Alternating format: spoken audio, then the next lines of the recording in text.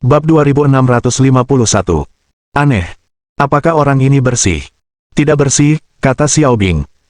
Dia pernah menjadi anggota tim arkeologi Museum Fengtian, tetapi setelah beberapa kali berganti pekerjaan, dia pindah ke Istana Sanqing di Gunung Longhu. Bagaimana dia bisa tidak bersih? Apakah dia mencuri di bawah pengawasannya sendiri? Orang ini sangat berani, di permukaan, dia adalah anggota tim arkeologi, tetapi sebenarnya, dia adalah perampok makam. Perampok makam. Lin Yi tercengang. Saya merasa tidak ada banyak perbedaan antara kedua profesi ini, kata Xiao Bing. Saya kira dia dibutakan oleh uang, mengatur orang-orang secara pribadi, dan terjun ke bisnis ini karena menghasilkan uang dengan cepat. Kelompok orang ini sungguh berani. Bertaruh besar untuk menang besar, kan? Apakah ini alasan museum memecatnya? Hal itu tidak disebutkan secara eksplisit dalam data, tapi menurutku begitulah, kata Xiao Bing. Tapi orang ini sudah meninggal lebih dari 30 tahun, penyebabnya kebakaran, dan dia tidak punya keluarga. Saudari Ying dan Luoqi masih mencari siapapun yang terkait dengannya, mereka akan segera mendapat kabar. Tunggu sebentar. Lin Yi tiba-tiba menyela Xiao Bing, apakah kamu bilang dia sudah meninggal selama lebih dari 30 tahun? Ya, itu yang ditunjukkan datanya. Coba saya lihat, 32 tahun. Lin Yi mengerutkan kening, cahaya tajam berkedip di matanya. Dia pernah mendengar Zhang Yufo menyebutkan masalah ini sebelumnya. Dia mengambil alih posisi kepala biara di Istana Sanqing dari Mao Sanyo saat dia berusia 40 tahun, tetapi sekarang dia berusia 63 tahun. Dengan kata lain, 23 tahun yang lalu, Mao Sanyo masih hidup. Dia tidak mungkin sudah meninggal selama lebih dari 30 tahun. Lin Yi tiba-tiba merasakan hawa dingin di tulang punggungnya. Benang merah situasinya perlahan-lahan menjadi jelas. Mao Sanyo adalah seorang perampok makam, patung misterius itu kemungkinan besar dibawa keluar dari makam yang tidak diketahui olehnya. Tetapi setelah ketahuan, dia dipecat dan kemudian pergi ke Istana Sanqing. Dan entah bagaimana, dia memalsukan kematiannya. Kakak Lin. Melihat Lin Yi terdiam, Xiao Bing menyelidiki. Berlangsung. Apakah ada yang salah dengan penyebab kematian orang ini? Yang jadi masalah bukan penyebab kematiannya, tapi waktunya, kata Lin Yi. Menurut informasi yang saya miliki, dia hidup 23 tahun yang lalu, jadi mustahil dia meninggal sepagi itu. Itu kematian palsu. Kematian palsu. Kali ini Xiao Bing juga terkejut. Aku mengerti. Xiao Bing berseru.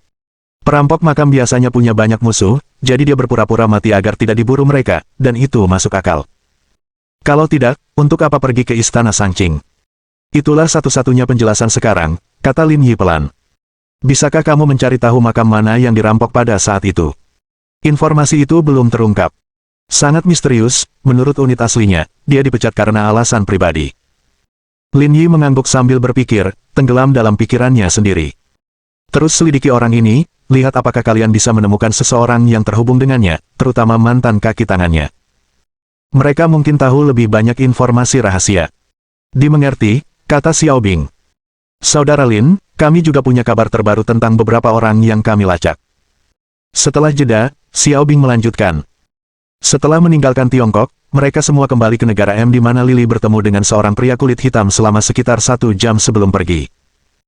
Pelacakan lebih lanjut menemukan bahwa pria kulit hitam itu adalah anggota perusahaan lelang bernama Jade, yang orang yang mengendalikannya sebenarnya adalah William Delison. Dengan cara ini, masalahnya menjadi jelas, kata Lin Yi. William Delison adalah dalang di balik insiden ini. Benar sekali, kata Xiao Bing. Haruskah kita terus memantau situasi di sini? Tinggalkan saja si Ying di sini, masih banyak hal yang perlu kau selidiki. Setelah mengurus bisnis, Lin Yi menutup telepon. Namun dia tenggelam dalam pikirannya. Pikirannya mirip dengan Xiao Bing. Mao Sanyo kemungkinan besar melakukan ini untuk menghindari musuh-musuhnya. Ini menunjukkan bahwa harta yang dimilikinya pasti sangat berharga. Pada tahap ini, patung misterius itu dapat dianggap tak ternilai harganya. Tetapi mengapa dia tidak menukar benda itu dengan uang, malah memberikannya kepada Zhang Yufo? Ini tidak masuk akal. Kecuali jika dia tercerahkan oleh 3 leluhur murni dan mencapai pemahaman agung. Mulut Lin Yi berkedut mendengar gagasan tak masuk akal itu. Selain itu, pria bernama William Delison juga membuat Lin Yi gelisah. Dilihat dari tindakannya, dia tidak menyadari masalah ini sejak awal.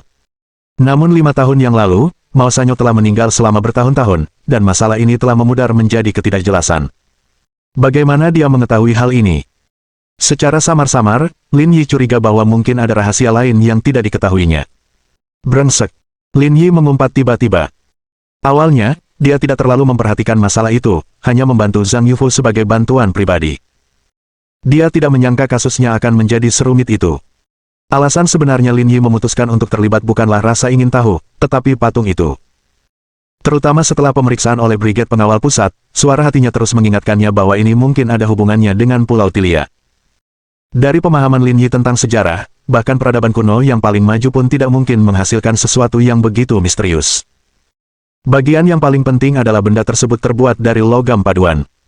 Dan menurut autentikasi Brigade Garda Pusat, itu tidak mungkin dibuat dengan teknologi manusia saat ini. Jadi, asal-usul patung itu adalah sebuah misteri. Dalam situasi saat ini, Pulau Tilia tampaknya menjadi satu-satunya penjelasan. Dan inilah mengapa Grup 7 sangat khawatir.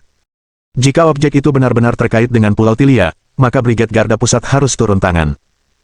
Perannya tidak lagi hanya bersifat kooperatif. Zhang Yufu akan merasa sulit untuk mempertahankan barang ini.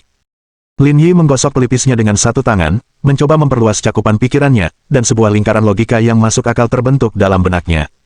Di Tiongkok kuno, seseorang telah pernah ke Pulau Tilia dan membawa patung misterius itu kembali dari sana. Kemudian, setelah kematiannya, patung itu dikubur bersamanya dan digali oleh Mao Sanyo bertahun-tahun kemudian. Mendesis. Lin Yi menggigil, hawa dingin menyebar ke seluruh tubuhnya, dipenuhi bulu kuduk merinding. Bahkan dia sendiri terkejut dengan pikirannya sendiri. Beberapa menit kemudian, Lin Yi berdiri dan berjalan keluar dari gerbang tanah terberkati. Kemudian dia pergi ke sebuah rumah kecil di sebelah halaman tersembunyi timur, tempat disimpannya prasasti leluhur para kepala biara istana Sanqing di masa lalu. Lin Yi pernah datang ke sini sebelumnya untuk mempersembahkan dupa kepada orang-orang ini sesuai tradisi. Namun hari ini, ketika datang ke sini lagi, perasaannya jauh lebih kompleks. Melihat tablet yang ada di hadapannya, Lin Yi menatap dalam diam, bergumam pelan. Jika saja kamu masih hidup, betapa menakjubkannya itu. Bab 2652. Dewa Sushi. Lin Yi berdiri diam, berpikir dengan tenang. Apakah mereka dapat mengungkap asal-usul patung tersebut hanya dengan petunjuk yang terfragmentasi ini masih menjadi hal yang belum diketahui. Lin Yi menghitung jadwalnya. Sebelum acara dimulai, masih ada waktu luang, jadi dia bisa kembali dan melihatnya. Adik laki-laki. Tepat saat Lin Yi tengah merenung, sebuah suara tiba-tiba memecah keheningan.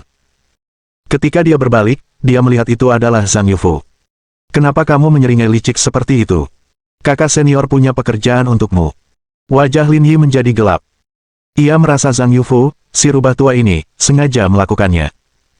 Setiap kali dia berencana untuk kembali, dia diberi tugas. Apa itu? Sebuah keluarga kaya baru saja mengalami kematian dan mereka secara khusus meminta Anda untuk melakukan ritual perdamaian. Lin Yi menatap Zhang Yufu, kau bahkan mengurusi upacara pemakaman. Itu bukan urusan kita, kan? Lihat, itu cara bicara orang luar. Zhang Yufu menjawab.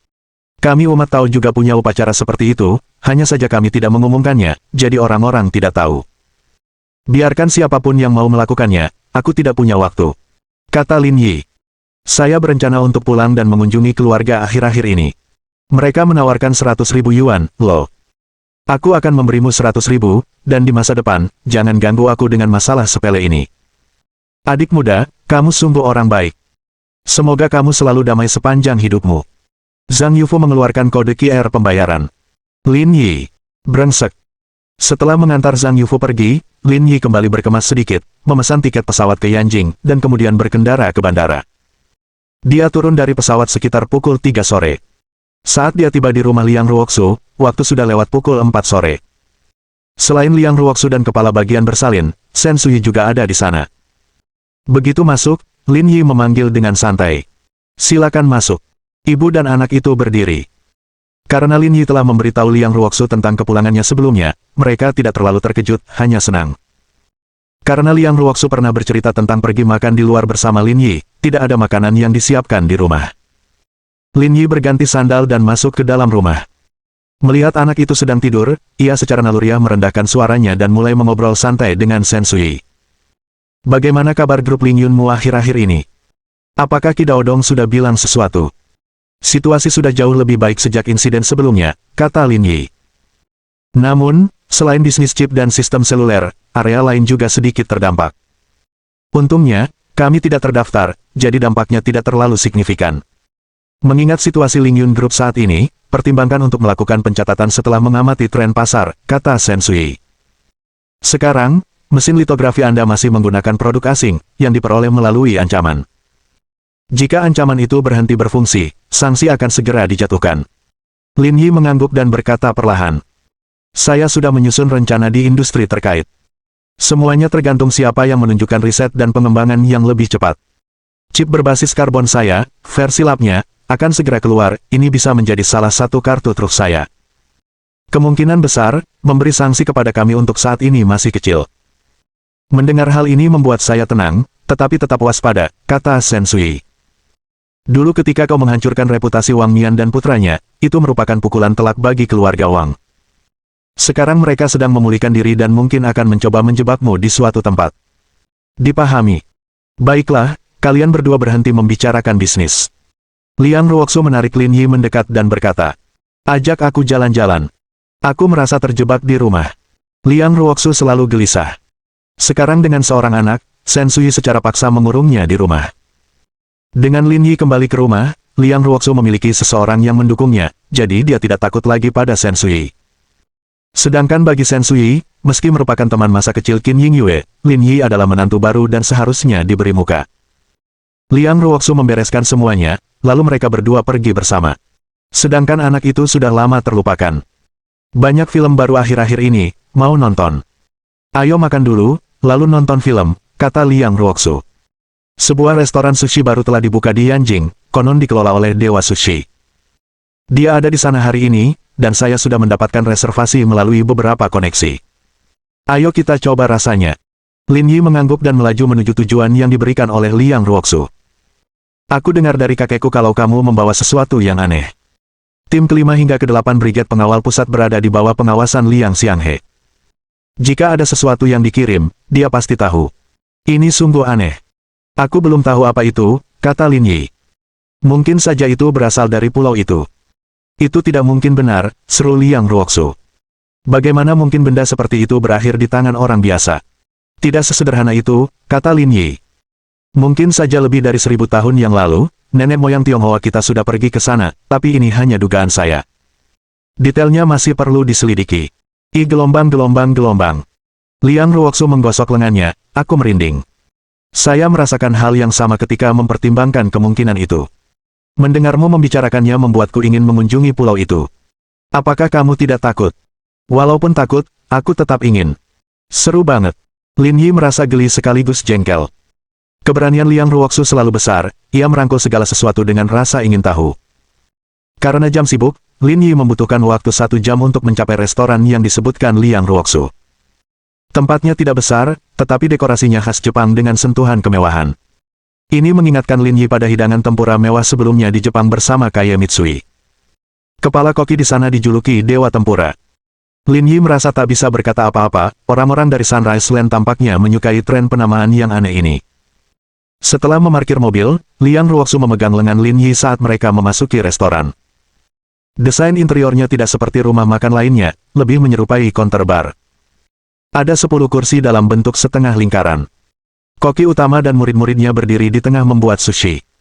Dengan cara ini, sushi dapat langsung disajikan kepada pengunjung, memastikan rasa yang paling segar. Namun bagi Lin Yi, retorika seperti itu tidak masuk akal. Sok penting dan bermaksud menipu pelanggan. Saat pasangan itu tiba, 9 kursi sudah terisi, sebagian besar oleh pasangan muda. Kursi terakhir disediakan untuk Lin Yi dan Liang Ruoxu.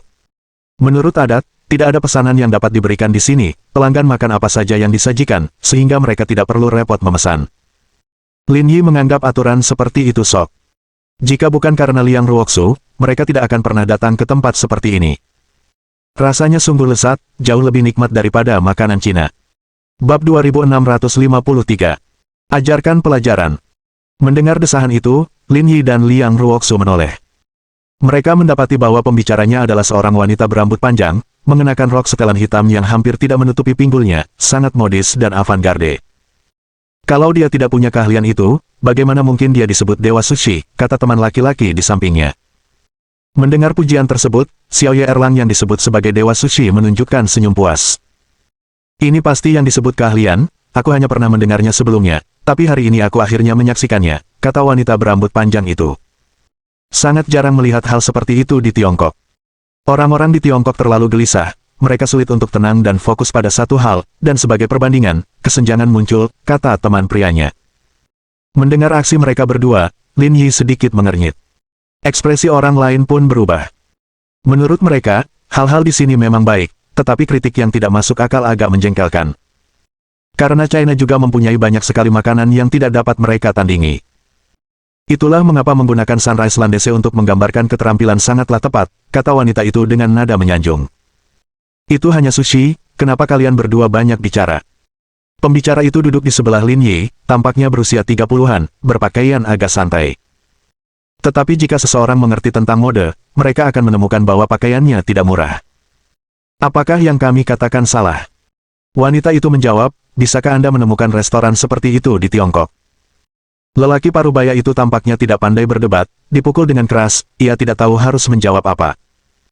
Cih, sudah dewasa tapi masih radikal, aku benar-benar tidak tahu bagaimana kau bisa masuk ke sini, dasar rendahan. Kata wanita muda itu, memanfaatkannya tanpa ampun. Yang lain ingin membalas juga tetapi tidak dapat menemukan kata yang tepat saat ini. Hanya karena orang seusianya masih membuat sushi, itu bisa disebut keterampilan, kata Lin Yi ringan. Bukankah begitu? Wanita muda itu berkata dengan percaya diri. Di Tiongkok, bisakah Anda menemukan seseorang seusianya, yang masih tekun melakukan keahliannya? Di Tiongkok, orang-orang seusianya sudah pensiun dan tinggal di rumah, siapa yang masih bisa bekerja, tanya Lin Yi. Perkataan Lin Yi membuat wanita muda itu terdiam, dan langsung mendapat tepuk tangan meriah. Xiao Ye Tailang berbicara, menggunakan bahasa Mandarinnya yang tidak begitu fasih. Saya melakukan pekerjaan ini karena saya menyukainya, bukan karena saya butuh uang, saya harap Anda mengerti. Tidak ada yang tidak mengerti dirimu, cepatlah dan lakukanlah, kata Lin Yi ringan. Tapi Anda menghina tingkat penyelesaian pekerjaan saya. Meremehkan tingkat penyelesaian pekerjaanmu. Lin Yi berkata, di mana letak hinaannya? Toko saya di Sunrise Land sudah mendapat peringkat Michelin Samsung, saya yakin tempat ini juga akan segera mendapat peringkat yang sama, tapi komentar Anda penuh dengan rasa tidak hormat. Lin Yi terdiam, awalnya dia punya kesan cukup baik terhadap lelaki tua ini. Sekarang tampaknya agak munafik dan berpikiran rapuh. Kamu pikir sushimu nomor 1 di dunia, nggak ada yang bisa ngomong apa-apa, kan? Saya tidak menganggap diri saya nomor 1, tetapi gelar Dewa Sushi diakui secara luas. Lin Yi mengangkat kepalanya dan melihat ke dalam bar. Campurkan cuka sushi, kecap asin, dan garam mawar dengan perbandingan 5:2:1, tambahkan 2 irisan lemon dan beberapa tetes minyak wijen, aduk rata, tambahkan kaviar yang dihancurkan, gunakan sebagai bumbu dasar, lalu buat sushi untuk melihat rasanya. Xiao Ye Erlang menatap Lin Yi, menunjukkan ekspresi menilai. Menurutmu, dengan metodemu, apakah sushi ini akan terasa lebih enak daripada punyaku? Cobalah dan Anda akan tahu.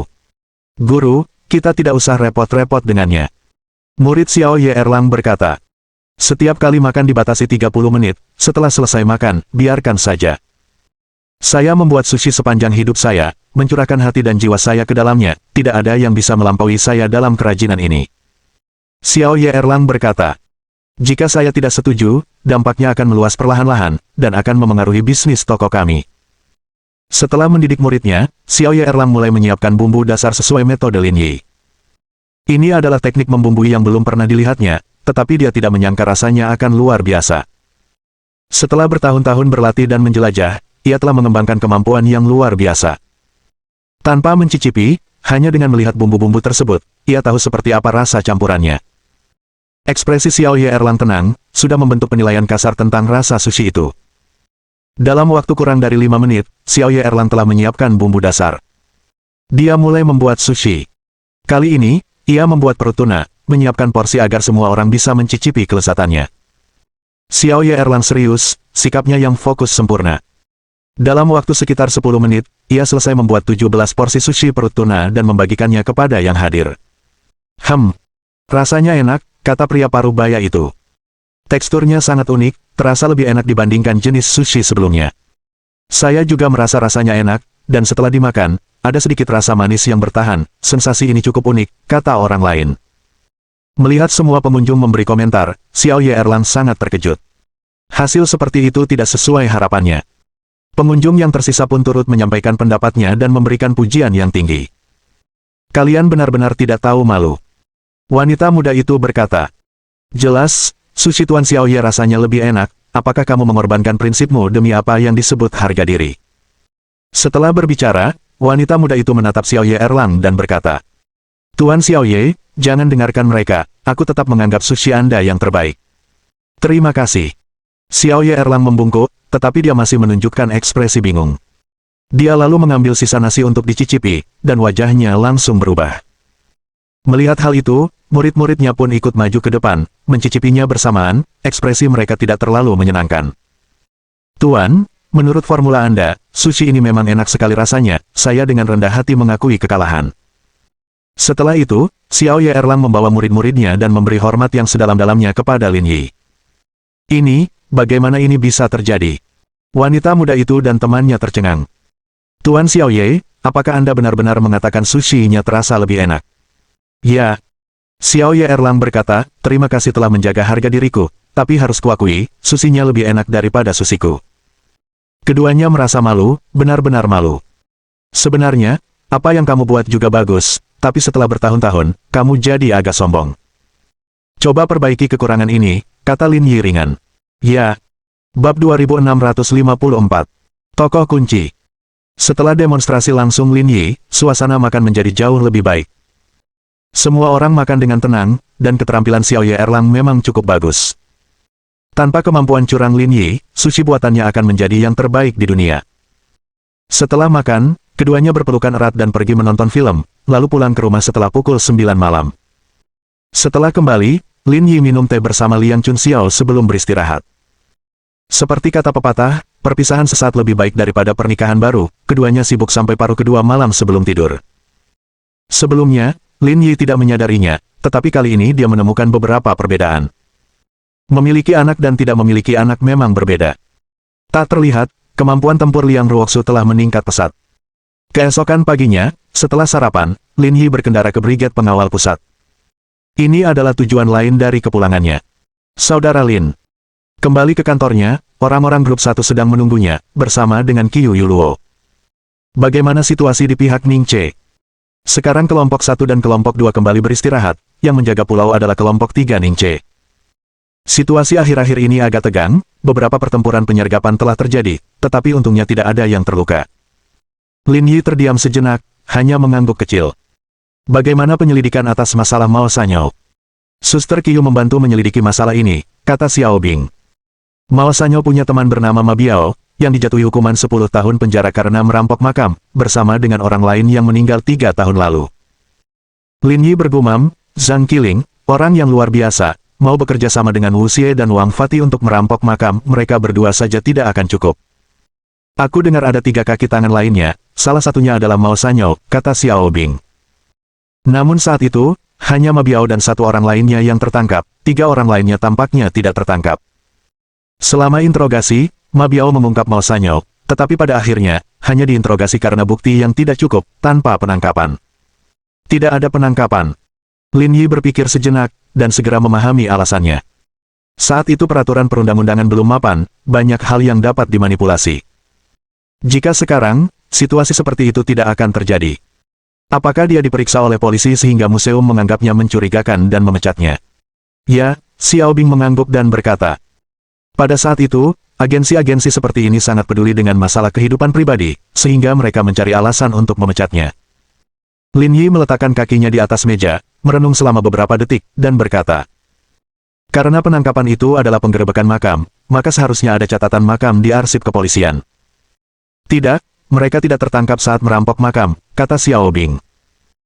Namun, dari pengakuan Ma Biao dan beberapa orang lainnya, mereka memang menyerbu 2 makam, namun keduanya berukuran kecil. 1 makam adalah makam Kapten Dinasti Ming dan 1 lagi makam Hakim Daerah Dinasti Qing. Dalam lingkaran penyerbuan makam, tingkat makam seperti ini tergolong biasa. Lin Yi merenung beberapa detik dan bertanya. Menurutmu, apakah benda misterius seperti patung bisa digali dari makam sekecil itu? Berdasarkan pengalamanku, itu sangat tidak mungkin, selalu Luoqi. Hah, pengalaman. Lin Yi menatap Luoqi, apakah kamu sudah menggerebek makam? Hahaha, tidak, Luoqi tertawa terbahak-bahak dan berkata. Saya penggemar berat catatan perampokan makam, baca juga Ghost Blowing Lamp, hal-hal keren seperti itu biasanya datang dari makam besar. Pengalaman macam apa itu? Semua orang tertawa terbahak-bahak. Jangan ragu, seni berasal dari kehidupan dan melampaui kehidupan, kemungkinannya masih ada, kata Luoki. Coba pikirkan, seorang kapten dan hakim daerah, selain perhiasan emas dan perak, tidak mungkin memiliki benda lain di makam mereka. Kalau begitu mari kita analisis berdasarkan ide ini, kata Lin Yi. Sampai sekarang belum ditemukan makam yang bisa dijadikan patung, kan? Benar, kata Xiao Bing. Awalnya, ada 5 perampok makam, dan hanya Ma Biao yang masih hidup, kan? Semua orang sudah mati, dan orang bernama Ma Biao ini sudah berusia 79 tahun, sudah cukup tua. Xiao Bing menatap Lin Yi dan berkata, Saudara Lin, apa yang sedang kamu pikirkan saat ini? Saya tidak bisa mengatakan secara spesifik, tapi sekarang saya punya ide, kata Lin Yi. Dahulu kala, seseorang pergi ke Pulau Tilia, membawa pulang patung ini dari pulau itu, dan meletakkannya di makamnya setelah meninggal. Dugaan Lin Yi membuat semua orang di kantor merasa tidak percaya. Jika dugaan ini benar, maka masalah ini menjadi semakin misterius. Dengan pemikiran seperti ini, pemilik makam pastilah sangat hebat, kata Zhang Chaoyue. Itu sudah pasti, selaki Yu Yuluo. Tidak pernah ada orang biasa yang bisa pergi ke Pulau Tilia. Ada pertanyaan yang belum kupahami, kata Xiao Bing. Saat itu, berkas kepolisian tidak menyebutkan patung itu, pengakuan Ma Biao hanya basa-basi, sehingga tidak mendapat kesempatan pengurangan hukuman. Itulah masalah utamanya, kata Lin Yi. Mao Sanyo mengarang berita kematiannya yang palsu, dan tidak menyebutkan patung itu, seolah-olah mereka telah membentuk kesepahaman diam-diam. Tatapan mata Lin Yi menyapu semua orang, mengucapkan kata demi kata. Kurasa, mereka takut akan sesuatu. Mengungkapkan rahasia itu bisa mengakibatkan bencana yang mematikan. Saat ini, satu-satunya petunjuk adalah orang bernama Ma Biao ini, perlu penyelidikan yang cermat, kata Zhao Yunhu. Lin Yi mengangguk, di mana orang ini? Di pedesaan di bawah kota Yangde, Provinsi Sichuan, tetapi perlu menemukan lokasi spesifik di lokasi. Xiao Bing, pesan tiketnya, ikut aku jalan-jalan ke Provinsi Sichuan. Saudara Lin, ajak aku juga, kita semua dari grup 1, berbagi kesempatan, kata Luoki. Lin Yi tidak bisa menahan tawa, baiklah, kamu juga boleh ikut. Setelah mengatur urusan tindak lanjut, Lin Yi pergi ke grup 7 dan menemui pemimpin mereka, Chen Zhengli. Chen Zhengli tidak memiliki penampilan yang menonjol, berusia di atas 40 tahun, memiliki potongan rambut pendek, mata tidak terlalu besar, memakai kacamata, dan memancarkan aura ilmiah dengan tatapannya. Pemimpin tim Lin, Anda di sini. Melihat Lin Yi, Chen Zhengli menyambutnya, aku sedang mempertimbangkan apakah akan memanggilmu. Ada hasil lebih lanjut. Semua spekulasi, tidak ada bukti kuat, kata Chen Zhengli. Mengenai patung itu, beberapa pimpinan tim mengadakan pertemuan untuk mempelajarinya, berdasarkan berbagai indikasi, ada kemungkinan 90% patung itu berasal dari Pulau Tilia, teknologi bumi saat ini belum mampu mensintesiskannya. Bab 2655. Karakteristik lokal. Saya punya pertanyaan. Lin Yi mengubah posturnya dan bertanya. Saya pernah menonton beberapa pameran arkeologi sebelumnya, dan mengatakan bahwa beberapa artefak tidak dapat direplikasi dengan teknologi saat ini. Mungkinkah ini terjadi? Haha. Chen Zhengli tertawa, dan yang lain di grup 7 juga tertawa. Pemimpin tim Lin, kamu terlalu naif. Lin Yi menyentuh hidungnya dan tertawa, mungkinkah aku telah ditipu? Kamu benar-benar tertipu. Chen Zhengli menuangkan secangkir teh untuk Lin Yi dan berkata, pertama-tama, kita harus mengakui bahwa kebijaksanaan orang-orang kuno memang mengesankan. Pada masa itu, mereka mampu menciptakan hal-hal luar biasa, tetapi dengan menggunakan teknologi dan metode modern, sangatlah mungkin untuk menirunya. Mengatakan sebaliknya hanya akan menambah banyak kehebohan, jika tidak, hal itu tidak akan menjadi misterius sama sekali. Lin Yi merasa geli dan sedikit tak berdaya, jadi begitulah adanya, aku benar-benar berpikir hal itu tidak mungkin dilakukan saat itu. Mungkin saja, hanya saja sangat merepotkan, membutuhkan banyak tenaga dan sumber daya, jadi tidak ada yang mau melakukannya. Lagi pula, tidak ada gunanya. Lebih baik menutupinya dengan misteri, agar lebih banyak tiket bisa terjual saat dipamerkan. Haha, kakak Chen, kamu sangat terus terang. Chen Zhengli tertawa dan berkata, sekarang aku ingin tahu dari mana benda ini berasal. Itu dari seorang teman saya, tapi sebenarnya, itu mungkin digali dari sebuah makam. Digali dari kuburan. Chen Zhengli bergumam, jika memang begitu, masalahnya lebih rumit. Memang, kata Lin Yi. Jika kita memastikan benda ini berasal dari pulau itu, maka pemilik makam itu mungkin pernah mengunjungi Pulau Tilia. Sungguh mengesankan hanya dengan memikirkannya. Tapi sebelum hasil yang sebenarnya keluar, saya tidak bisa yakin apakah itu berasal dari pulau itu kecuali kita membawa kembali material yang sama. Kata Chen Zhengli. Namun, dengan teknologi umat manusia saat ini, saya bisa meyakinkan Anda, hal itu sama sekali mustahil. Kedua, benda ini memang memiliki efek menghambat sel kanker, tetapi bukan berarti memiliki benda ini menjamin kesembuhan kanker. Hal ini juga bergantung pada keberuntungan, karena medan magnet dan radiasi di dalamnya tidak terlalu stabil. Saya mengerti. Saya akan menganalisisnya dari perspektif ini, dan jika Anda memberi saya waktu, saya akan segera mendapatkan hasilnya. Chen Zhengli mengangguk, menatap Lin Yi dengan serius, dan berkata, jika kita bisa meneliti hal ini secara menyeluruh, dampaknya akan sangat besar di industri medis, pertahanan, dan industri teknologi tinggi lainnya. Ketua Tim Lin, Anda punya beban berat kali ini. Melayani masyarakat, bagaimanapun juga. Keduanya mengobrol sebentar sebelum Lin Yi pergi mencari Xiao Bing dan Luo Qi. Melalui kesimpulan Chen Zhengli, Lin Yi juga mengonfirmasi spekulasi sebelumnya. Dahulu kala, pemilik makam pernah berada di Pulau Tilia. Sekarang, langkah selanjutnya adalah menyelidiki orang bernama Ma Biao ini. Menjelang siang, mereka bertiga menaiki pesawat dan tiba di Chengdu sekitar pukul 3 sore, lalu menyewa mobil di dekat bandara. Bos, ayo kita ke sana sekarang. Kita harus sampai di sana sebelum hari mulai gelap, kata Xiao Bing. Jangan terburu-buru, kata Lin Yi. Rumah Zhou Liang ada di sini. Karena kita di sini, kita harus berkunjung. Baiklah, kita harus mengunjungi saudara Zhou. Lin Yi mengemudi, menemukan toko tembakau dan anggur, membeli beberapa batang rokok dan minuman keras, lalu membeli sebuket bunga sebelum menuju ke pemakaman. Setelah mengunjungi Zhou Liang, mereka bertiga mengambil barang-barang yang dibeli dan pergi ke rumahnya untuk menemui orang tuanya. Setelah semuanya selesai, waktu sudah lewat pukul 7 malam. Ketiganya menemukan restoran hotpot untuk makan malam mereka. Saudara Lin, sudah sangat larut. Tidak baik untuk bepergian lagi. Ada rencana untuk nanti, tanya Luo Qi. Karena kita di sini, tentu saja kita harus mencoba makanan khas setempat. Bukankah kita sudah makan hotpot? Bukankah ini makanan khas?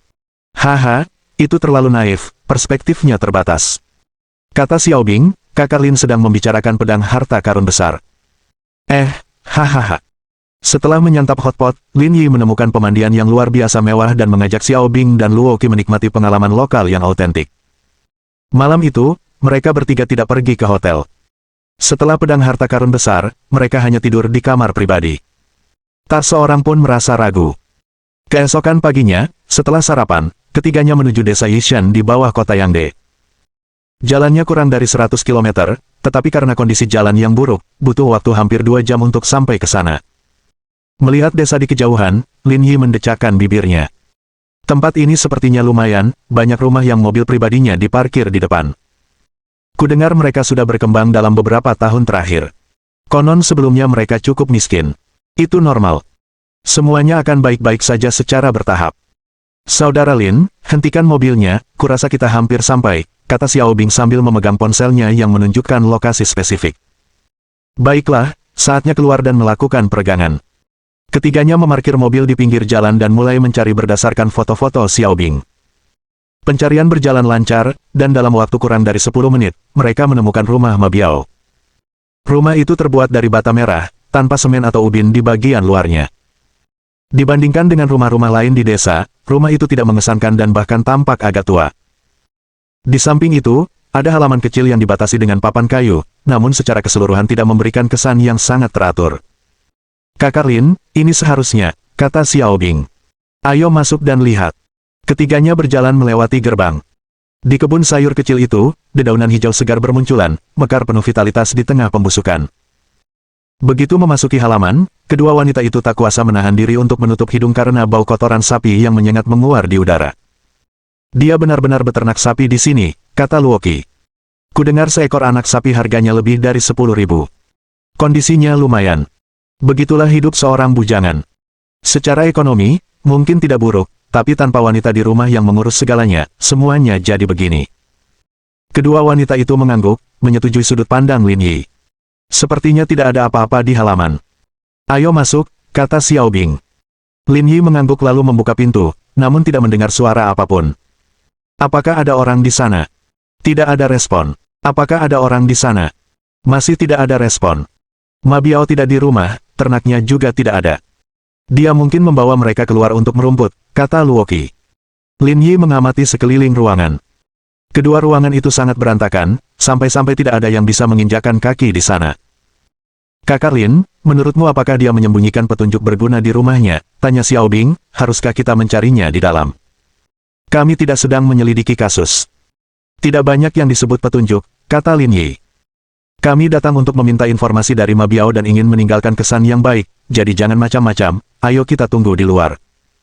Ketiganya keluar dan berdiri di halaman, menunggu Ma Biao kembali. Baru 2 jam kemudian mereka samar-samar mendengar suara sapi melenguh. Kedua wanita itu melihat bersamaan, dengan Luoqi berdiri berjinjit. Seseorang harus kembali. Bab 2656. Pria jujur. Jangan terburu-buru, mari kita lihat apa yang terjadi. Lin Yi melirik keluar dan berkata, seluruh desa tidak bergantung padanya saja untuk urusan ternak. Xiao Bing melangkah maju beberapa langkah, mengeluarkan ponselnya, dan mulai membandingkan foto. Baru ketika peternak tua itu mendekat, dia berkata, "Bos, dia terlihat sangat mirip, seharusnya itu dia. Kita tunggu di pintu masuk saja. Lagi pula, kita di sini untuk memahami situasinya, setidaknya kita harus menunjukkan ketulusan." Mereka bertiga berjalan keluar dan Lin Yi menemui Ma Biao secara langsung. Dia mengenakan setelan biru kuno, dengan topi biru, menggembalakan 3 ekor sapi, dan berjalan ke arah mereka. Penampilan Ma Biao tidak mencolok, kulitnya gelap, wajahnya penuh kerutan, matanya diam, tampak agak kaku. Pada saat yang sama, saat Ma Biao kembali sambil membawa ternak, dia juga melihat Lin Yi dan yang lainnya, terus-menerus melirik dengan sedikit kewaspadaan di wajahnya. "Kakak, kamu akhirnya kembali, kami sudah menunggumu sepanjang pagi." Tepat saat Ma Biao hendak mencapai Lin Yi, seorang pria dan seorang wanita tiba-tiba muncul dari jalan samping, menghentikannya. Keduanya tampak berusia 40-an, kemungkinan besar penduduk desa tersebut. Kemunculan mereka menarik perhatian Ma Biao, lalu dia menghentikan langkahnya, menahan ternaknya. "Bos," bisik Luoqi. "Mari kita tunggu saja, lagi pula kita tidak terburu-buru." "Mengerti." Di sisi lain, keduanya sudah mendekati Ma Biao. "Ah, baru saja kembali."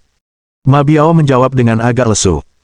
"Kami kembali dan berdiskusi, kami akan memberi Anda 480 permu untuk tanah Anda seharusnya puas dengan harga ini, bukan?"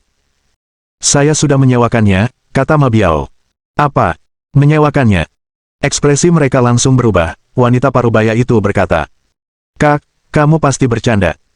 Tanahmu kan sudah disewakan ke kami bertahun-tahun, kok bisa kamu sewakan ke orang lain?" "Saya benar-benar menyewakannya kepada keluarga Xiangyang." Keduanya mengamati Ma Biao, ekspresi mereka tidak sesenang sebelumnya. "Berapa harga permu yang kamu sewakan kepada mereka?" 510. "Malaoer, apa yang kamu lakukan tidak benar." Wanita itu meletakkan tangannya di pinggul, menunjuk ke arah Ma Biao dan berkata, "Kami sudah bilang padamu untuk menyewakan tanah itu kepada kami, sekarang kau memberikannya kepada orang lain. Kau benar-benar tidak masuk akal." Ekspresi wajah Ma Biao memperlihatkan sedikit ketidakberdayaan, bahkan sedikit ketakutan di antara alisnya. "Harga yang Anda tawarkan terlalu rendah. Tanpa kenaikan harga, saya menyewakannya kepada orang lain. Bukankah kita sudah meningkatkannya? Lagi pula, semuanya bisa dibicarakan. Tanpa persetujuan kita, kamu menyewakannya ke orang lain, begitukah caramu melakukannya?" Lin Yi dan yang lainnya berdiri tidak jauh, mendengarkan percakapan mereka dengan jelas. "Wanita ini benar-benar tidak masuk akal," kata Xiao Bing dengan marah. "Tanah itu miliknya, dia bisa menyewakannya kepada siapapun yang dia mau, apa haknya untuk ikut campur? Di tempat seperti ini, orang-orang seperti itu banyak sekali, tidak masuk akal, seperti tikus," kata Luoqi. "Jangan terlalu memikirkan urusan orang lain dulu, kita lihat saja nanti bagaimana perkembangannya." Di sisi lain, menghadapi pertanyaan wanita parubaya itu, Ma Biao berkata, "Dulu aku janji, tapi sekarang harga sewanya 510, kamu sebelumnya menawar 450 dan butuh beberapa hari untuk naik jadi 480, bukankah itu intimidasi?" Keduanya agak bingung menghadapi argumen Ma Biao, momentum mereka tidak sekuat sebelumnya. "Keluarga kami tidak berkecukupan, kalau tidak, saya tidak akan menekan harga Anda.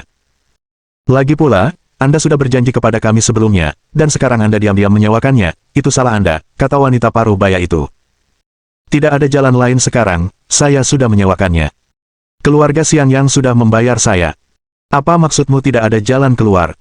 Wanita parubaya itu kembali menjadi sombong dan berkata, kami juga akan memberimu 510, mengembalikan uang keluarga Xiang Yang dan menyewakannya kepada kami. Bukan seperti itu cara kerjanya. Ma Biao memegang cambuknya, siap mengusir ternak. Kau mau pergi kemana? Apa aku sudah menyuruhmu pergi? Pria parubaya itu mencengkeram pakaian Ma Biao, menariknya ke belakang, dan hampir menjatuhkannya ke tanah. Apa maumu? Suara Ma Biao meninggi, namun tidak sekeras sebelumnya. Ma Laoer, kamu benar-benar sedang menguji keberuntunganmu. Pria parubaya itu menunjuk ke arah Ma Biao dan berkata, aku sudah berdiskusi baik-baik denganmu selama ini, apa tidak ada gunanya? Saya sudah menyewakannya ke orang lain, apa yang Anda inginkan dari saya? Sudah ku bilang kembalikan uangnya, aku akan menawar dengan harga yang sama. Aku tidak akan pergi, kalau kamu mau, pergilah. Apakah kamu minta dipukuli? Pria parubaya itu kehilangan kesabarannya dan menendang Ma Biao. Ma Biao tidak dapat menghindar tepat waktu, terjatuh ke tanah, dan tertutup debu. Pertengkaran mereka menarik perhatian banyak penduduk desa untuk menonton, namun mereka semua berdiri diam, hanya menonton kejadian itu. Sambil menepuk-nepuk debu, Ma Biao berjuang untuk berdiri. Dia terus menggosok lututnya, jelas-jelas terbentur lututnya saat dia terjatuh. Namun dia tidak melawan atau berbicara, hanya terus menggosok lututnya. Ma Laoer, aku akan memberitahumu sekali lagi, jika kamu tidak menyewakan tanah ini kepadaku, aku tidak akan membiarkanmu hidup tenang.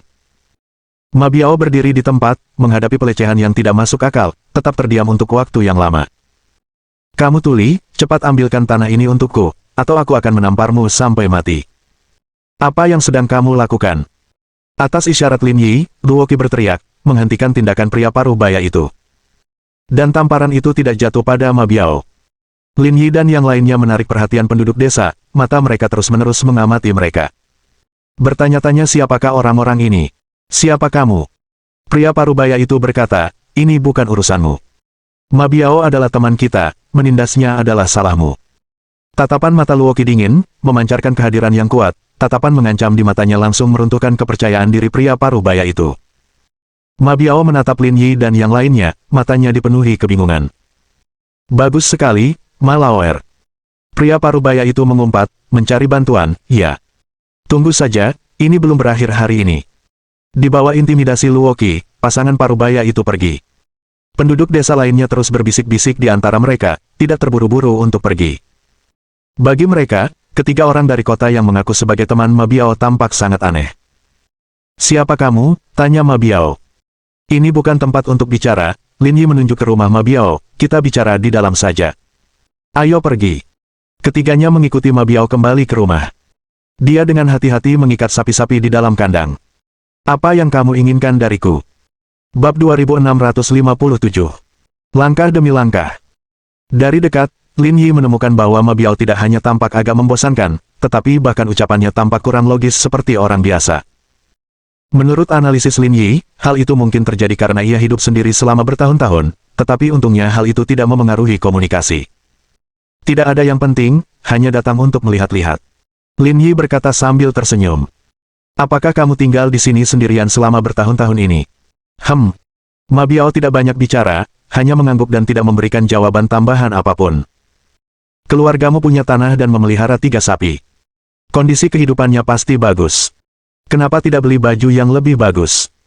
Lin Yi tidak terburu-buru untuk langsung ke pokok permasalahan, berencana untuk mengobrol santai dengan Ma Biao terlebih dahulu. Tidak masalah apa yang kamu kenakan. Seiring bertambahnya usia, kamu tidak terlalu mempermasalahkannya. Itu benar. Lin Yi mengangguk sambil tersenyum dan berkata, kenapa kamu belum kepikiran cari teman? Hidup sendiri itu bisa bikin kesepian. Dulu aku punya satu, tapi dia kabur dengan orang lain. Jadi kamu jadi patah semangat dan menyerah pada ide itu. Ma Biao berkata, kalian ada urusan lain. Aku harus mulai bekerja. Tidak masalah, apa pekerjaan rumahmu? Kami bisa membantumu. Itu semua urusan desa, kalian orang kota tidak bisa mengatasinya, mending minggir saja. Ma Biao berdiri, mengambil sekop di dekatnya, dan tampak tidak ingin meneruskan obrolan dengan Lin Yi. Namun dia tidak menunjukkan niat untuk mengusir mereka, dia hanya mengurus pekerjaannya seolah-olah memperlakukan mereka bertiga seperti udara. Aku selalu merasa dia agak tidak normal, entah itu hanya ilusiku, kata Xiao Bing. Terkurung di dalam selama 10 tahun sangat berdampak pada seseorang, mungkin sejak saat itu, pikirannya tidak normal. Lin Yi berkata, apakah kamu menemukan informasi spesifik? Apakah dia langsung kembali ke sini setelah keluar? Kurasa tidak, kata Xiao Bing. Kudengar dia berperilaku baik di dalam. Meskipun hukumannya tidak dikurangi, para penjaga menganggapnya penurut dan menyedihkan, takut dia tidak bisa mengurus dirinya sendiri di luar, jadi mereka mencarikannya pekerjaan keamanan. Tapi sepertinya dia dipecat dalam waktu 3 bulan. Apa alasannya? Mereka bilang dia mencuri sesuatu, kata Xiao Bing, tapi detailnya tidak jelas. Kalau sudah bebas 3 tahun dan tidak bisa menahan diri untuk tidak kambuh lagi, itu mungkin saja. Tapi mencuri hanya 3 bulan setelah bebas itu tidak masuk akal, kata Luoqi. Memang, kata Lin Yi. Setelah 10 tahun di dalam, dia akan kelelahan, kemanapun dia pergi, kemungkinan besar dia akan diganggu, mungkin ada yang menjebaknya. Begitulah masyarakat, orang baik ditindas, kuda baik ditunggangi. Xiao Bing merapikan rambutnya, mendesah, orang-orang seperti dia telah ditinggalkan oleh zaman ini. Aduh. Lin Yi menghela napas, tidak yakin harus berkata apa, jadi dia mengganti topik. Apakah dia kembali ke desa setelah berhenti? Ini kampung halamannya. Sepertinya tidak ada yang tahu dia pernah menjalani hukuman. Menurut data, dia sudah tinggal di desa ini selama bertahun-tahun. Jika aku tidak memeriksa datanya, akan sangat sulit untuk mengaitkan orang seperti dia dengan perampok makam, kata Luoqi. 10 tahun kehidupan yang represif sudah cukup untuk mengubah temperamen seseorang, itulah harga yang harus dibayarnya. Luoqi mengangguk, menyetujui pendapat Lin Yi. Saudara Lin, apa yang harus kita lakukan sekarang? Kita tunggu saja dia.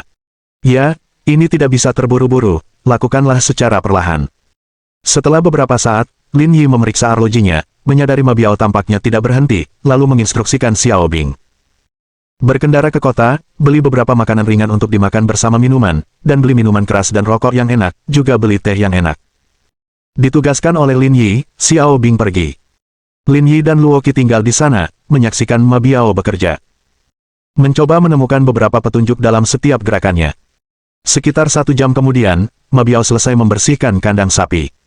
Kemudian bekerja di kebun sayur selama lebih dari setengah jam, akhirnya menyelesaikan tugasnya. Saat itu, Xiao Bing telah kembali dengan barang belanjaannya. Kak Ma, aku beli cemilan buat minum, yuk kita makan. Aku tidak minum. Ma Biao tampak gugup, tampak tidak nyaman dengan antusiasme semacam itu. Kalau begitu, silakan merokok. Lin Yi tersenyum dan berkata, setelah bekerja begitu lama, kamu pasti lapar, setidaknya kamu harus mengisi perutmu terlebih dahulu. Kamu terlalu baik. Bukan masalah besar. Lin Yi tersenyum dan berkata, cuaca hari ini bagus, mari kita makan di luar. Saya akan memindahkan meja. Xiao Bing dan Luoqi pergi membantu, membawakan meja persegi kecil dan 4 kursi, lalu menata makanan ringan dan minuman di atasnya. Lin Yi secara proaktif memberikan Ma Biao sebatang rokok, menyalakannya, dan akhirnya menyalakan rokoknya sendiri. Apakah kamu di sini untuk sesuatu, kata Ma Biao. Sapi-sapinya belum siap, saya tidak bisa menjualnya sekarang. Kami di sini bukan untuk membeli sapi. Lin Yi tersenyum, terdiam beberapa detik, lalu berkata, kami ingin tahu apakah Anda mengenali seseorang bernama Mao Sanyo. Raut wajah Ma Biao langsung membeku, mungkin secara tidak sadar, ia tidak pernah menyangka akan ada orang yang menyebut nama itu dalam hidupnya. Siapa kamu? Jangan khawatir, kami orang baik. Lin Yi mengeluarkan surat kepercayaannya, lencana itu memiliki sihir yang meyakinkan yang membuat Ma Biao menurunkan kewaspadaannya. Aku tidak tahu apa-apa, jangan tanya aku. Meskipun Ma Biao yakin Lin Yi bukan orang jahat, dia tidak mengungkapkan informasi yang diinginkan ketiganya. Masalah ini sangat penting bagi kami, harap kamu tidak lengah. Kalau tidak, kami tidak akan datang jauh-jauh dari Yanjing. Setelah mengatakan itu, Lin Yi mengeluarkan ponselnya. Di sana terpampang foto sebuah patung misterius. Apakah kamu mengenali benda ini? Sambil berbicara, tatapan Lin Yi tetap tertuju pada wajah Ma Biao. Dia memperhatikan bahwa saat melihat foto itu, otot wajah Ma Biao berkedut. Gerakan kecil ini cukup untuk membuktikan dia tahu keberadaannya. Yang membuat tugas yang tersisa menjadi jauh lebih mudah. Aku tidak tahu, jangan tanya aku. Alis Lin Yi sedikit berkerut. Ma Biao adalah orang yang tidak memiliki fluktuasi emosional. Orang seperti itu tidak akan mengalami perubahan emosi yang signifikan secara internal, karenanya apa yang telah mereka terima tidak akan mudah berubah. Hal ini menciptakan tantangan besar bagi Lin Yi. Setelah hening sejenak, Lin Yi hendak berbicara lagi ketika tiba-tiba dia mendengar suara kaca pecah. Menabrak. Suaranya tidak berhenti, terus berlanjut, dan bergema beberapa kali. Kelompok itu berdiri dan menuju ke dalam. Mendapati kaca di dalamnya hancur berantakan. Tidak ada satu bagian pun yang utuh, sehingga semuanya berantakan. Pasti mereka berdua, kata Luoki. Bab 2658. Belenggu Era. Lin Yi berdiri berjinjit, memandang keluar jendela, dan melihat beberapa anak berlari ke kejauhan. Melihat hal ini, kebenaran masalahnya sudah jelas. Retakan. Menabrak. Tepat pada saat itu, kaca jendela pecah lagi. Xiaobing dan Luoki menghindar dengan cepat, dan pecahan kaca tidak jatuh menimpa mereka. Haha, masih ada satu bagian lagi, mari kita lihat siapa yang bisa memukulnya dengan akurat. Seorang remaja laki-laki berkata sambil tertawa. Di sampingnya ada dua anak lain seusianya, mengambil batu dan membidik potongan kaca terakhir yang masih utuh. Amarah Xiaobing memuncak, dan dia berteriak pada anak-anak di luar jendela. Aku ingat kalian semua, merusak fasilitas umum akan membuat polisi menangkap kalian sebentar lagi. Ble, kami tidak takut, coba panggil polisi untuk menangkap kami. Remaja lelaki itu mengejek, meringis dan menggoyangkan pinggulnya, jelas-jelas tidak menanggapi Xiaobing dengan serius. Ini benar-benar keterlaluan, kata Luoki dingin. Siapapun yang punya mata bisa melihatnya. Bukan hanya orang dewasa di desa, bahkan anak-anak pun tidak menganggap Ma Biao serius. Mereka pikir dia tidak dapat berbuat apa-apa kepada mereka. Tanpa sadar, Luoki menatap Ma Biao yang berdiri di dekatnya. Dia mendapati tatapannya kosong, tanpa gejolak emosi. Dia bahkan mengambil sapu untuk mulai menyapu. Ini tumpah, cepatlah. Masalah jendela yang pecah tidak terselesaikan saat suara-suara datang dari luar. Ketiganya bertukar pandang, merasakan ada sesuatu yang salah, dan segera mundur dari rumah. Mereka melihat kendaraan roda 4 kecil terparkir di luar pagar kayu Ma Biao, penuh dengan pasir dan kerikil, bersama dengan banyak sampah. Di dalam kendaraan itu berdiri tiga pria parubaya yang memegang sekop, melemparkan segala sesuatu ke kebun sayur kecil milik Ma Biao. Bukankah orang-orang ini keterlaluan? Dengan kekacauan ini, bagaimana kebunnya bisa ditanami? Luoki menatap Ma Biao lagi, tapi kali ini, matanya tidak lagi kosong dan bingung. Dua garis air mata lama mengalir di pipinya yang lapuk. Hati Luoki bergetar, dan dia tiba-tiba teringat bahwa Ma Biao bahkan lebih tua dari kakeknya. Namun keadaan mereka benar-benar berbeda. Ini pasti bukan pertama kalinya, kalau tidak, dia tidak akan bersikap acuh tak acuh. Dia tahu betul bahwa dia tidak bisa menghentikannya. Luoki mengumpat dan mengulurkan tangannya ke punggung bawahnya. Batuk-batuk. Lin Yi terbatuk pelan, menghentikan Luoki, yang menjadi tenang dan berjalan langsung keluar. Apa yang kau lakukan? Berhenti sekarang juga. Seorang pria parubaya yang sebelumnya berkonflik dengan Ma Biao berdiri di kendaraan, menatap Luoki. Kamu nggak usah kepo banget, kan? Kita bisa lakuin apa aja, apa urusannya sama kamu? Pria parubaya itu menunjuk hidung Luoki dan mengumpat, "Enyahlah, atau aku akan menghajarmu juga. Kamu bisa mencobanya." Sialan, menolak bersulang hanya untuk minum kerugian. Pria parubaya itu menyekop setumpuk pasir dan melemparkannya ke arah Luoki tanpa sepatah kata pun. Luoki bergerak cepat, telah mengantisipasi tindakan pria parubaya itu. Dia minggir, menghindari pasir dan puing-puing batu yang berterbangan.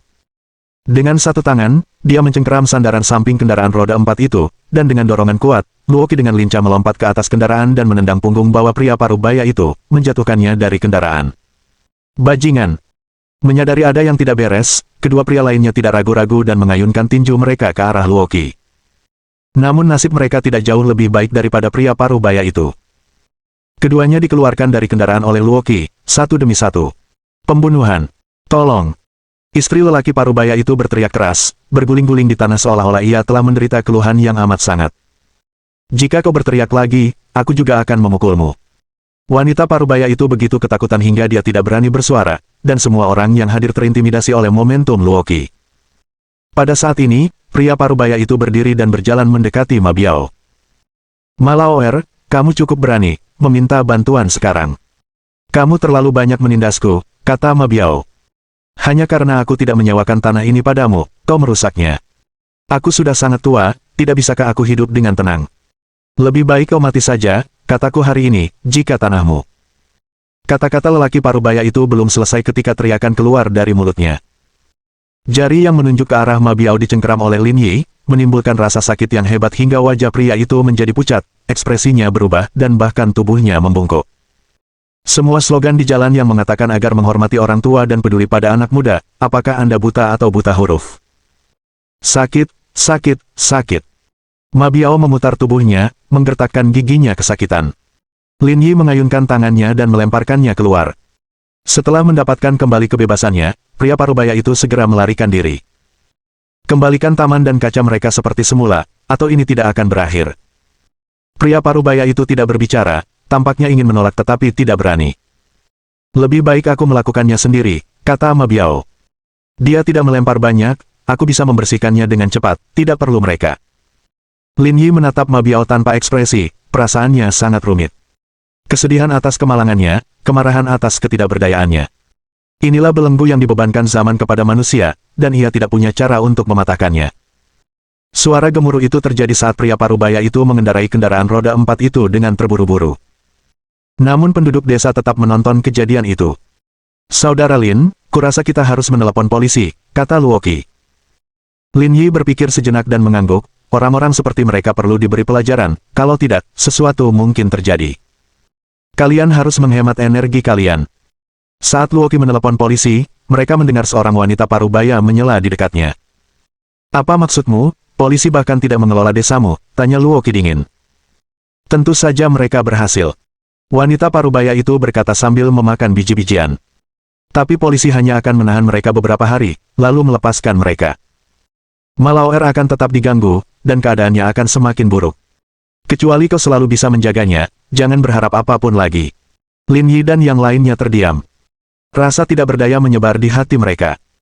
Meskipun dia anggota Brigade Garda Pusat dan punya kekayaan miliaran. Tetapi beberapa hal masih berada di luar jangkauannya. Kakak Lin, panggil Xiao Bing lembut. Ayo mulai bekerja. Lin Yi menghela napas, kalian berdua, ukur kacanya, lalu pergi ke kota dan beli beberapa potong untuk dipasang. Kakak Bing bisa mengurusnya sendiri, aku akan tinggal dan bekerja sama denganmu. Dengan tugas yang diberikan, mereka mulai bekerja. Luoqi mengumpulkan semua pecahan kaca, dan Lin Yi membantu Ma Biao membersihkan pasir dan kerikil dari taman. Mereka baru selesai setelah pukul 7 malam. Terima kasih semuanya, kata Ma Biao dengan wajah datar. Bab 2659. Tujuan akhir. Itulah yang seharusnya kita lakukan. Lin Yi menjawab, ingin mengatakan sesuatu lebih lanjut. Tetapi dia merasa bahwa apapun yang dia katakan, dengan pakaian serba mewah seperti itu, akan kedengaran seperti omong kosong ketika berada di dekatnya. Seperti pepatah lama, jika Anda tidak punya uang untuk membeli seseorang, jangan membujuk pelacur untuk berubah. Semuanya sudah beres untukmu, sebaiknya kamu tidur lebih awal. Ah, baiklah.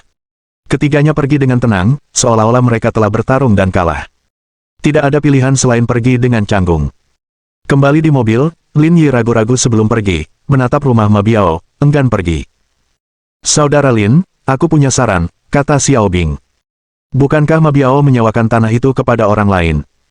Kita harus pergi memohon kepada mereka, biarkan mereka mengembalikan tanah itu agar para pembuat onar itu bisa mengambil alih, dengan begitu, dia bisa hidup lebih damai.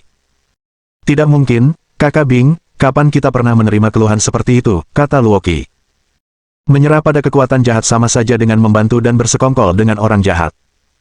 Lin Yi terkekeh, Kakak Bingmu tidak membantu orang jahat, dia sudah dewasa dalam hal ini, kamu harus belajar darinya. Aku tidak punya pilihan lain.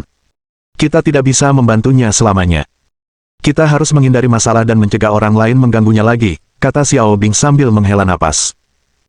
Bagi seseorang seperti Ma Biao, hidup damai saja sudah merupakan hasil terbaik. Tidak mungkin, aku sedang marah, aku tidak akan pergi. Kalau begitu aku pergi dulu. Lin Bro itu laki-laki, tidak pantas baginya menangani hal ini. Setelah berbicara, Xiao Bing keluar dari mobil untuk mengobrol dengan penduduk desa yang lewat tentang situasi saat itu, lalu berjalan ke arah yang berlawanan. Sekitar setengah jam kemudian, Xiao Bing kembali, tampak sangat tidak senang. Apa yang mereka katakan? Mereka menolak, katanya sudah tanda tangan hitam di atas putih, tidak mungkin mereka mengembalikan tanah itu.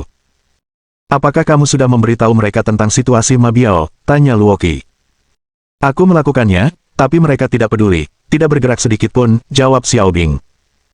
Mereka bahkan mengancam bahwa jika Ma Biao mengambil kembali tanah itu, mereka akan membuat keributan, yang memastikan bahwa Ma Biao tidak akan mendapatkan kedamaian. Sialan, umpat Luoqi. Orang-orang ini tidak punya hati nurani sama sekali. Baiklah, sudahlah, kita berhenti membicarakan ini, ayo kita kembali. Hasil ini tampaknya sesuai dengan harapan Lin Yi, karena ia tetap tenang. Sambil mengemudi tanpa suara, ketiganya kembali ke Chengdu. Mereka menemukan warung pinggir jalan, memesan beberapa makanan ringan dan bir, lalu mulai minum seteguk demi seteguk. Saudara Lin, apakah hanya ini masalah Ma Biao? Tanya Luoqi. Jelas dia tidak mau, tetapi tidak berdaya. Lin Yi meneguk bir dan mendesah. Selama dia masih tinggal di desa ini, tidak ada yang bisa kita lakukan untuk saat ini. Kita bisa berusaha keras dan memberinya rumah sewa bersubsidi, yang lebih baik daripada tetap tinggal di desa. Dia sudah tinggal di desa selama bertahun-tahun, dia tidak bisa beradaptasi dengan kehidupan kota, memindahkannya ke kota akan mempercepat kehancurannya. Xiao Bing berpikir sejenak dan menawarkan saran lain. Pindahkan dia ke desa lain agar gaya hidupnya tidak banyak berubah, dia harus bisa beradaptasi. Tapi bisakah kau menjamin bahwa orang-orang di desa lain tidak akan menindasnya seperti orang-orang di sini? Tanya Lin Yi. Perkataan Lin Yi tepat sasaran, membuat kedua wanita itu terdiam. Melihat kondisinya saat ini, aku merasa tidak enak, kata Luoqi. Dulu dia adalah perampok makam, kekuatan yang harus diperhitungkan, sekarang diganggu seperti ini sungguh tak terbayangkan. Sudahlah, jangan terlalu dipikirkan. Tentu saja ada banyak orang seperti ini di Tiongkok. Fenomena seperti ini memang ada di seluruh dunia, dan itu tidak bisa dihindari, jawab Xiao Bing. Prioritas kami sekarang adalah mendapatkan informasi tentang Mao Sanyou darinya. Namun dalam kondisinya saat ini, tidak mudah untuk membuatnya berbicara. Kedua wanita itu menoleh ke Lin Yi. Pada saat ini, metode konvensional gagal, terserah padanya untuk menemukan terobosan. Apakah kamu menyadari sejak pertama kali kita bertemu dengannya, matanya tidak berbinar, seolah-olah tidak ada yang penting lagi. Aku menyadarinya, kata Luoqi. Tidak ada kesedihan yang lebih besar daripada kematian jiwa seseorang, saya menduga dia putus asa, dikombinasikan dengan ketidakpedulian penduduk desa, tanpa beberapa sapi itu, dia tidak akan punya harapan lagi. Dalam perjalanan pulang, kata-kata Xiao Bingbing mengingatkanku. Rasa memiliki. Baginya, hidup menjadi tak berarti, namun ia takut mati, jadi ia memelihara ternak untuk bertahan hidup. Kakak Lin, bagaimana kamu bisa menyimpulkan bahwa dia takut mati? Bukan deduksi sebenarnya, lebih seperti tebakan acak, lagi pula, tidak ada orang yang benar-benar takut mati, kata Lin Yi. Lagi pula, saat itu, setelah tertangkap, mereka mengungkap Mao Sanyou untuk mengurangi hukuman mereka, tanda lain dari rasa takut mati, tapi itu tidak penting, jangan dipikirkan. Saudara Lin, apakah kamu sudah menemukan solusinya? Tanya Luoqi. Bukan solusi sebenarnya, lebih seperti berencana memberinya sesuatu. Sebuah kuburan. Hah. Kuburan, seru kedua wanita itu, terkejut dengan ide itu. Bagi manusia, itu adalah tempat peristirahatan bagi jiwa dan raga, baik saat naik ke surga maupun turun ke neraka, itu memiliki simbolisme yang kuat. Kata Lin Yi. Aku tidak tahu apakah ide ini akan berhasil, tapi aku akan mencobanya, dengan harapan bisa membebaskan hatinya dan membuatnya terbuka sepenuhnya. Kalau begitu, kita beli saja satu, lagi pula, harganya tidak mahal, kata Xiao Bing. Nanti, kalian berdua periksa tempat Feng Shui yang bagus, lagi pula, dia dulu suka merampok kuburan, seharusnya dia peduli dengan ini. Mengerti, Saudara Lin. Setelah selesai makan, mereka menemukan pemandian umum terdekat untuk bermalam. Xiao Bingbing dan Luoqi bekerja dengan efisien, keesokan harinya, mereka mengatur segala sesuatu yang berkaitan dengan makam tersebut. Menjelang siang hari, semua dokumen telah selesai, dan mereka membawa dokumen terkait menuju desa. Namun begitu menginjakkan kaki di desa itu, saraf mereka langsung menegang. Mereka melihat garis polisi di sekitar rumah Ma Biao, dikelilingi oleh penonton. Selain itu, petugas polisi yang keluar masuk terlihat. Tiba-tiba firasat buruk muncul, membuat bulu kuduk mereka merinding. Lin Yi menginjak pedal gas, melaju kencang ke depan pintu rumah Ma Biao. Setelah berhenti, ketiganya bergegas keluar. Apa yang terjadi? Lin Yi bertanya dengan tergesa-gesa. Telah terjadi pembunuhan. Mereka bertiga terkejut, tidak pernah menduga hal seperti itu akan terjadi. Ma Biao sudah meninggal. Dia tidak mati, dialah yang membunuh orang lain. Penduduk desa di samping mereka berkata, tragis sekali. Kita memang tidak pernah tahu isi hati seseorang. Dia membunuh orang lain. Lin Yi bahkan lebih bingung sekarang. Dia melihat ke dalam dan melihat beberapa petugas polisi sedang menyelidiki dan mengumpulkan bukti di rumah Ma Biao. Kudengar 3 sapi Ma Biao diracuni oleh Liu Xi, lalu dia membunuh seluruh keluarga yang beranggotakan 3 orang itu, bahkan anak berusia 10 tahun pun tak luput. Pria ini terlalu kejam. Aku tak pernah menyangka dia orang seperti itu. Mendengar penuturan penduduk desa itu, ketiganya pun mengerti keseluruhan cerita. Secara logika, itu masuk akal, jadi kebenarannya pasti mendekati apa yang telah diberitahukan kepada mereka. Di mana rumah almarhum? Tanya Lin Yi. Tepat di Jalan Haltang. Kamu bisa melihatnya kalau lewat sini. Lin Yi memberi isyarat kepada kedua wanita itu, dan mereka bertiga mengambil jalan pintas. Mereka melihat sebuah rumah tak jauh dari sana yang juga dipagari garis polisi. Lebih banyak orang berkumpul di luar, menunjuk dan mendiskusikan sesuatu. Lin Yi mempercepat langkahnya, diikuti oleh dua wanita di belakangnya. Ketika mereka sampai di garis polisi, Lin Yi melirik ke dalam dan melihat belasan petugas polisi sibuk bekerja. Tanpa berpikir panjang, Lin Yi membuka garis polisi dan masuk. Mereka sudah memahami situasi umum, sekarang saatnya mendapatkan rinciannya. Berhenti di situ, jangan bergerak. Melihat mereka bertiga masuk, polisi langsung menghentikan mereka. Kamu nggak lihat garis polisi? Kamu nggak seharusnya di sini, cepat keluar. Lin Yi mengeluarkan surat kepercayaannya dari sakunya dan menunjukkannya di depan polisi. Saya salah satu dari kalian. Melihat bukti-bukti yang dimiliki Lin Yi, polisi pun terkejut, tidak menyangka orang seistimewa itu akan muncul. Departemen tempat kami bekerja tidak dapat diungkapkan, tetapi sesuai peraturan, kami memiliki wewenang untuk menangani kasus perdata dan pidana lokal pada saat-saat kritis. Baik, Tuan. Perwira itu memberi hormat, dan tidak ada lagi yang bisa dikatakannya, hanya dengan melihat pangkatnya, mereka tahu bahwa ini bukanlah seseorang yang bisa dianggap remeh. Bisakah Anda memberitahu saya tentang situasinya? Kami menerima panggilan laporan pukul 8 pagi ini, kata petugas itu.